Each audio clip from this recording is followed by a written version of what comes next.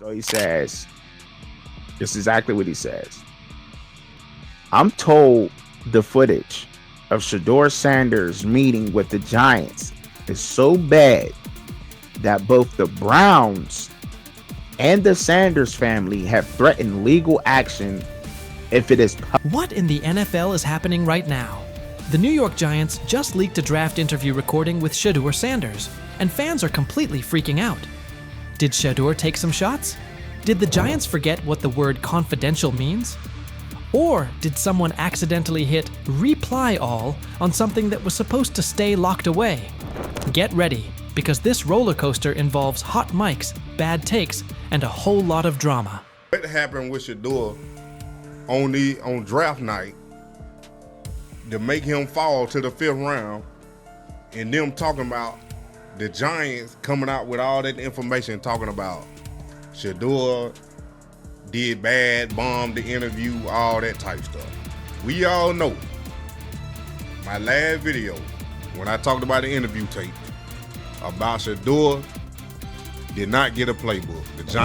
The NY Giants, in true Stonewall fashion, dropped a carefully trimmed clip from their highly sought-after interview with Shedeur Sanders, then quickly locked everything else away like it was top-secret intel. Was this a calculated PR stunt, or just a low-key attempt at sabotage? Either way, the silence speaks louder than any official statement. Fans aren't buying this half-baked version of transparency, and they're definitely not ready to just bench him and move on. Instead, they're demanding answers, calling out the organization for what feels like a planned smear job. One thing's for sure, the hate is loud, but Shedeur's supporters are even louder. There was another team that he sat down with. What do you mean it didn't go well after that? So he was pissed that they did that to him. They did that to him. He counter-confronted the them. same thing they do to every other quarterback prospect. They did that to him. They slide in a mistake to see if you catch it. Right. And so because you're the quarterback. But he didn't take it as a correction. He took it as like he got pissed off. Yeah, and it's like so here's another one. So another one was, he throws a bad interception, and it was a deep throw early in the game, and he comes back and they go in the meeting, they show the interception. Let's just call it like it is. The Giants have perfected the tease. They've basically turned "we've got more, but we're not sharing it" into a comedy act, and the joke's on them. It's like they're standing center stage, booing themselves. Oh, you want more? Too bad. We're guarding it like Grandma's secret lasagna recipe. Congrats, Giants. You've officially become the talk of TikTok, X, and even Aunt Barbara's Facebook. Yep, the holy trinity of online outrage. This whole thing screams drama, screams petty, and definitely screams PR disaster in a fitted cap. Just release the full tape before fans start pulling up to headquarters with pitchforks. And popcorn. GM is getting fired. The GM, who was that nigga that Jaden Daniels. The GM is on film that the nigga's son, the nigga asked his son last draft, yo, who you think I should pick? His son like, yo, you need to get the Jaden Daniels nigga, B. This is what his son, it's on tape. You should go Jaden Daniels. He laughing at his son. And all right, cool, get Jaden Daniels. I don't even know how that tape got out. I wouldn't have let the shit get out personally. Meanwhile, Shedeur, the latest poster boy for maybe the Giants don't like talent unless it's dressed in blue and red confetti, is soaking it all in like it's just another day at practice. And here's the best part of the irony. The Giants tried to label him as all hype, no substance, a paper tiger. But instead, they accidentally turned him into the hottest name being mentioned by every sports analyst out there. They tried to bury the story, but somehow ended up stamping it in bold. It's the classic case of ignoring a trending conversation for so long that sure, people get annoyed, but at the same time, they keep your name alive better than your own PR team ever could. It's funny. New York Giants, where these tapes at? You hear me? Because if Shedeur Sanders was so unprofessional, y'all would have leaked the tapes for the whole world could see, right? Because understand, it's a lot of he say, she say. But one thing I do know, as a young black man growing up in this world. Being straightforward and not sugarcoat anything. Oh, this narrative is pure gold. Giants PR completely skipped subtlety and went straight to the "we don't like his dad" playbook.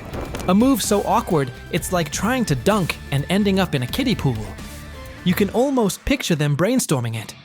Yeah, we're just not fans of QB families that aren't ours. Because nothing screams professionalism quite like having zero self-awareness. And the fan reactions? Absolutely priceless. That one little clip was all it took to set the internet on fire. Keyboards everywhere started lighting up. People are asking, why hide the good stuff? What are you trying to cover up? If there's really nothing to hide, why not just drop the full thing? And spoiler alert, they weren't whispering. Social media exploded faster than a New York City grill on Memorial Day weekend. Them out. Another moment. What they do during the film and the combine and the meetings is teams will install mistakes intentionally planted in the install, and they want you to catch them. Shedeur didn't, and when a coach called him out, once again, it didn't sit well. It's like, bro, there's not many teams needing quarterbacks, especially since Pittsburgh appears to have a deal with Aaron Rodgers and Tennessee's getting Cam Ward. So you're down to the Giants, who are not in. And that brings us to the next tasty slice of irony. By refusing to release the full interview, the New York Giants probably thought they were hurting Shedeur Sanders' image. But instead, they ended up throwing gasoline on the hype train. Rather than shutting things down, they made him look like the kid who grabbed the last cookie and somehow got blamed for taking the whole jar. Only difference? This kid's got cameras on him 24/7, and he's handling the heat like a seasoned pro. Now, every move he makes is being broken down, every throw studied like it's a presidential debate. Fans are calling it what it is. They've lied on Shedeur. Some say the Giants just don't like his dad, and honestly, that might be true. Maybe this whole thing was just a cheap shot at Deion Sanders by extension. But here's the plot twist. The harder they try to drag him down, the more interesting his story gets. The Giants accidentally turned Shedeur into a walking headline, a controversy in cleats. They tried planting doubt, but all they really did was create buzz. He's no longer just a top draft pick. He's now a symbol of resilience, a narrative goldmine, and living proof that real talent doesn't fold under pressure. It levels up. And at this point, even if the Giants wanted to, there's no turning off the spotlight. Okay, so probably the most fun yet the most difficult thing I cover and we cover all year long is not games. It's the NFL draft. Because I've said this many times, you get lied to for a month to 2 months up to it. And so often during the draft, and every few drafts, there's a guy that really falls, precipitously falls. This year it was Shedeur Sanders, it's been Aaron Rodgers, it's been Dan Marino. Every few years somebody falls a lot. And so, but those stories don't come out until like the fall and after. Let's not overlook the fact that the hate is so strong, you could bottle it up and sell it as radioactive cologne. You can practically watch it leaking out of Giants HQ like toxic sludge straight out of a bad superhero origin story. But here's the twist. Maybe that's their superpower. Maybe the New York Giants really believe they're cooking up some secret formula, a cocktail of manipulation and media spin. But here's the thing. Every bit of shade they throw at Shedeur Sanders only makes his story bigger. Every time they try to box him in as some overhyped diva or question his character, they accidentally hand him another viral moment. And now, he's the underdog hero rising through the smoke. Let's be real. This isn't just about football anymore.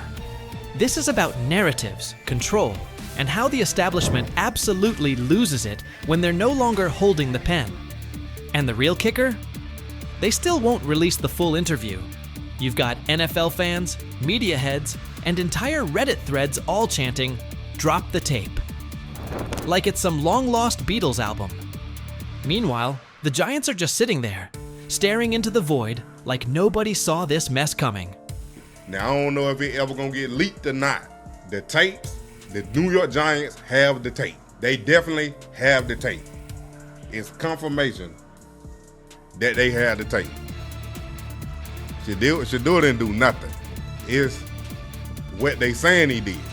I'm gonna tell you what these mixed reaction right here. So we already know about the New York Giants, but the Pittsburgh Steelers head coach Mike Tomlin reported Miles Sanders' talent, but hesitated to draft him due to previous challenges with quarterbacks like Russell Wilson and Justin Fields, leading to more cautious approach.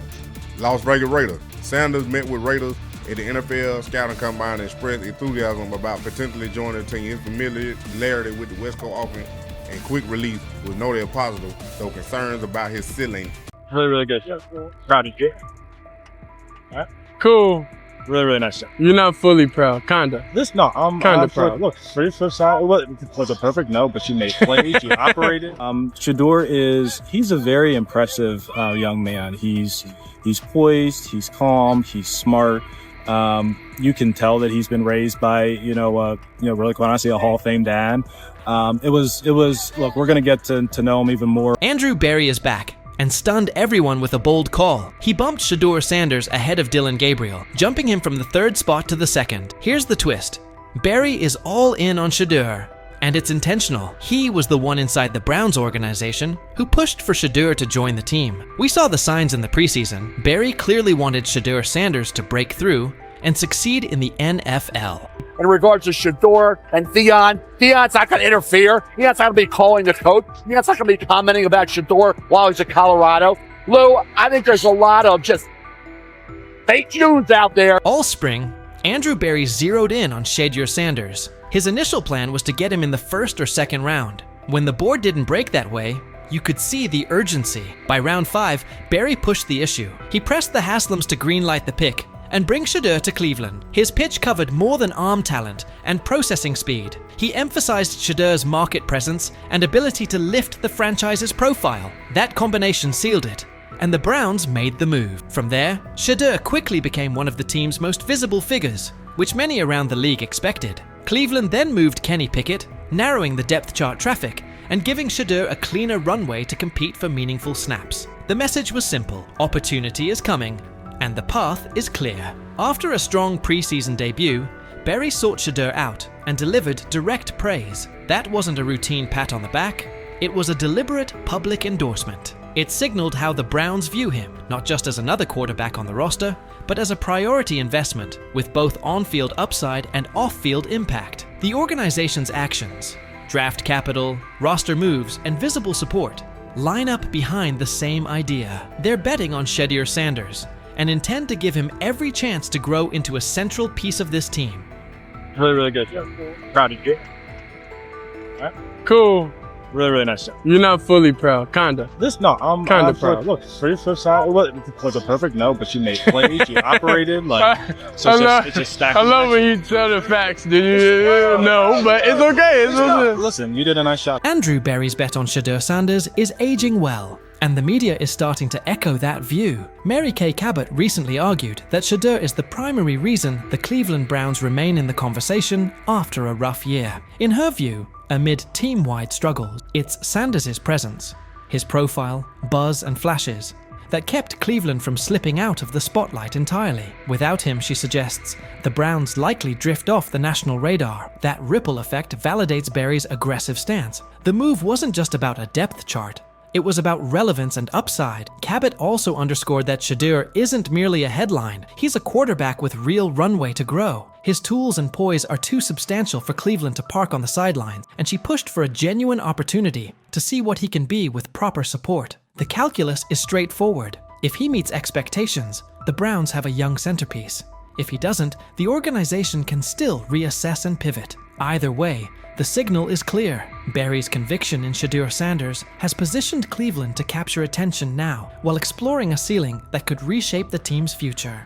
It was too much value to pass up there, a developmental quarterback that they could take a look at and just kind of see what they had. Right now, his upside clearly outweighs the downside. It's a bet the team can't ignore. After Shedeur Sanders' tough preseason outing, when critics jumped in, Andrew Berry didn't let it drift. Instead of excuses, he acted. He pulled the entire offensive line that had been on the field with Shedeur. That decision shook the building and made the front office's stance obvious. Protect the quarterback, give him a fair evaluation, and set him up to succeed. It signaled full investment in his development. Berry's move wasn't just a swap of personnel, it set a standard. He pushed for accountability, demanded changes, and focused on building a setting where Shedeur can grow instead of being put in losing spots. It's one of the strongest steps in reshaping the Browns roster and shows real trust in Shedeur's trajectory. There's also a bigger plan here. These choices aren't only about one game. They're tied to the long-term quarterback picture. With Dillon Gabriel's physical limitations and Kenny Pickett gone,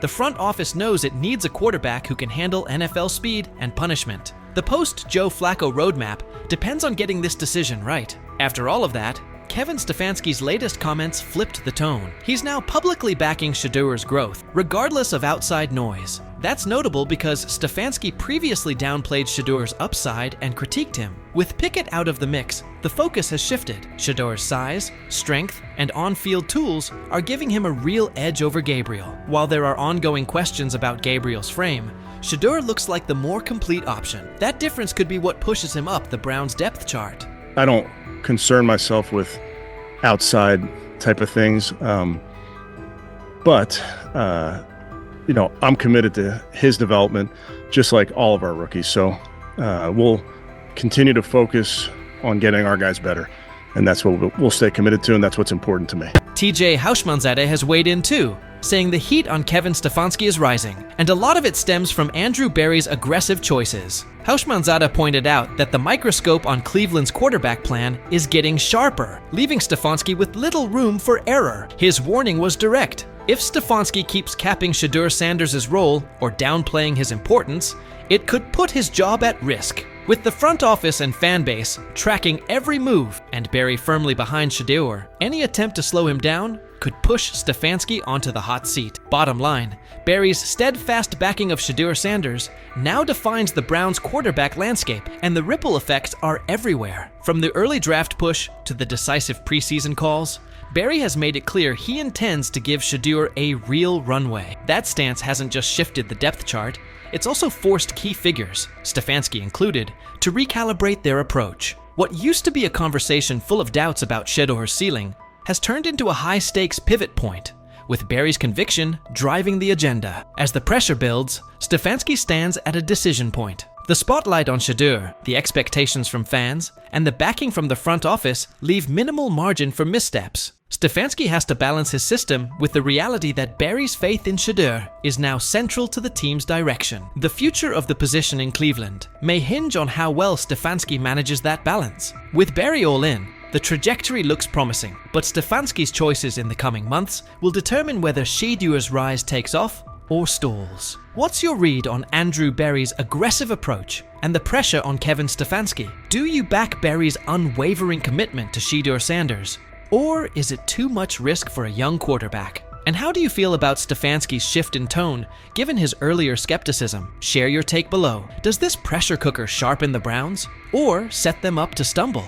Kevin Stefanski feels like his job may be on the line.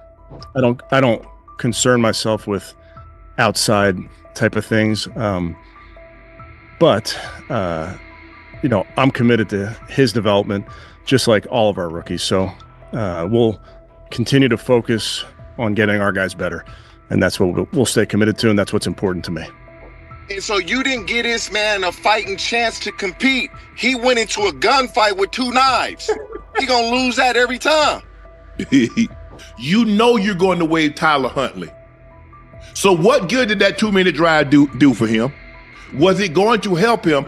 Don't you think Shedeur would have benefited more from a 2-minute drive than Tyler Huntley? Coach Kevin Stefanski looks like he's backing off, and the heat is clearly on him and the Browns to make a call. After the game, several offensive linemen who'd been on the field with Shedeur Sanders were waived, and a few players had their deals terminated. The blowback was immediate, forcing Stefanski to explain his handling of Shedeur's snaps, especially why he pulled him before the 2-minute hurry-up, a situation many felt fit the rookie perfectly. Stefanski didn't sound convincing. Under obvious pressure, he said he put Tyler Snoop Huntley in for the final 2 minutes to get him tuned up. He looked rattled delivering it, still pushing the idea that Huntley needed that work. Let's be real, Huntley was an emergency pickup when injuries piled up. He's a stopgap, unlikely to stick on the 53, and yet Stefanski used that moment to sit Shedeur. The message in his tone was hard to miss. He knows the choice isn't playing well, and the whole approach around Shedeur Sanders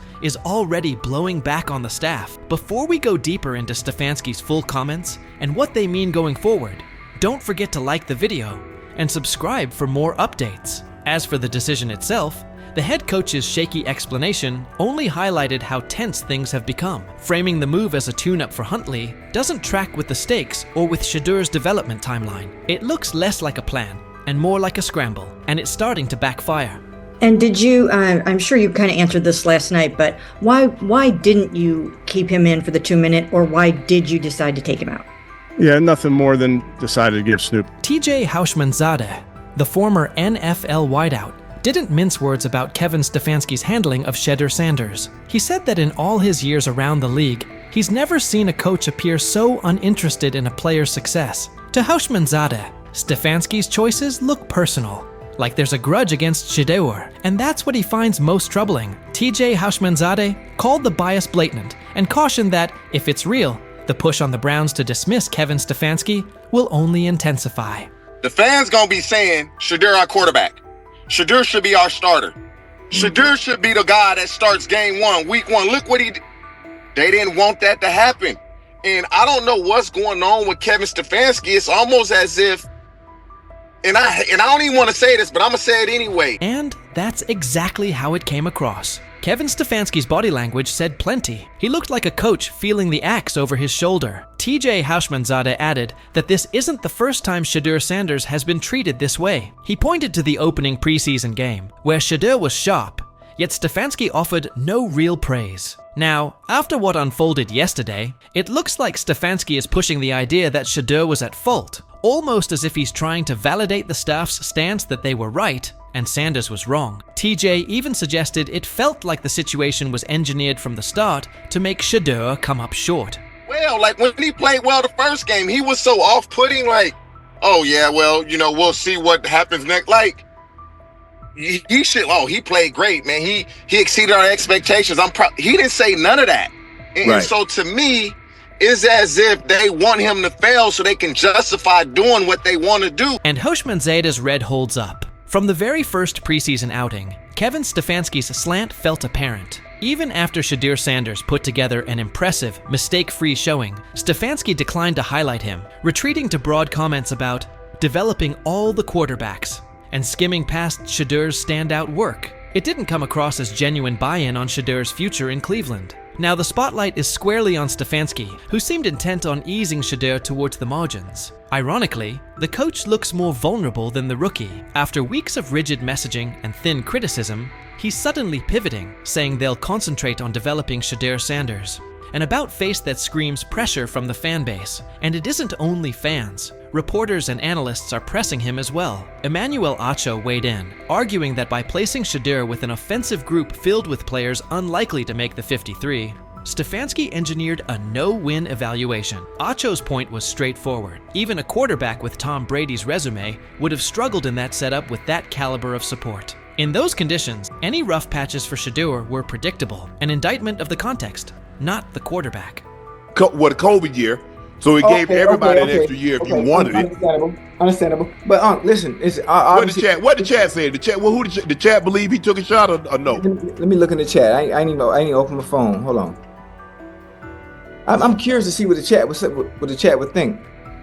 They are saying Houshmandzadeh's take still holds. From the first preseason snap, Kevin Stefanski's slant felt obvious. Even after Shedeur Sanders delivered a crisp, mistake-free showing, Stefanski sidestepped any real credit, defaulting to broad talk about developing all the quarterbacks and skating past Shedeur's standout work. It didn't read like genuine buy-in on Sanders' future in Cleveland. Now the spotlight has swung to Stefanski, who looked intent on easing Shedeur to the edges of the plan. Ironically, the coach seems more vulnerable than the rookie. After weeks of rigid messaging and thin critiques, he's suddenly pivoting, saying they'll focus on developing Shedeur Sanders. A shift that screams fan pressure. And it isn't only the fan base. Reporters and analysts are pressing him too. Chad Okosinko weighed in, arguing that by sticking Shedeur with an offensive group filled with fringe or soon-to-be-waived players, Stefanski set up a no-win evaluation. Ochocinco's point was straightforward. Even a quarterback of Tom Brady's caliber would have struggled in that environment with that level of support. In those circumstances, any rough patches for Shedeur were predictable, an indictment of the setup, not the quarterback. Chad Ochocinco warned that the chorus of team-friendly critics would soon start branding Shedeur Sanders a bust, reducing him to fifth-string status, and the real problem would get ignored. Kevin Stefanski put Shedeur in a no-win setup. Despite growing backlash, Ochocinco argued this all looks like a coordinated effort to drag Shedeur down, with more energy spent tearing him apart than acknowledging why he struggled. He was right about the setup, but wrong about the Browns skating by. Fans are loudly calling for Stefanski's job over what they view as clear bias towards Shedeur Sanders, and that pressure is only intensifying. Skip Bayless also weighed in, blasting Cleveland's approach as the worst way to handle a young quarterback. He pointed to a recurring pattern. Shedeur has been consistently mishandled by Stefanski and by the organization, and that this isn't a one-off misstep. In Bayless's view, Sanders hasn't been given a fair runway or the right support, and the way the team has managed him has only piled on the pressure, making it even harder for him to succeed. I'm outraged, I'm sickened, and I'm saddened by the way Shedeur continues to be treated in the National Football League, now by those sorry-ass Browns and sorry-ass Kevin Stefanski. Given how this has played out with Shedeur Sanders, it's hard to escape the sense he was put behind the 8-ball from the start. When he made his first preseason start, Stephen A. Smith said the Browns were setting Shedeur up to fail, and recent events only strengthen that take. Between the lack of meaningful first-team reps and a string of puzzling play calls, the context never looked built for growth. At this point, the pattern makes his setbacks feel less like natural growing pains and more like the product of an environment that was never set up for him to succeed.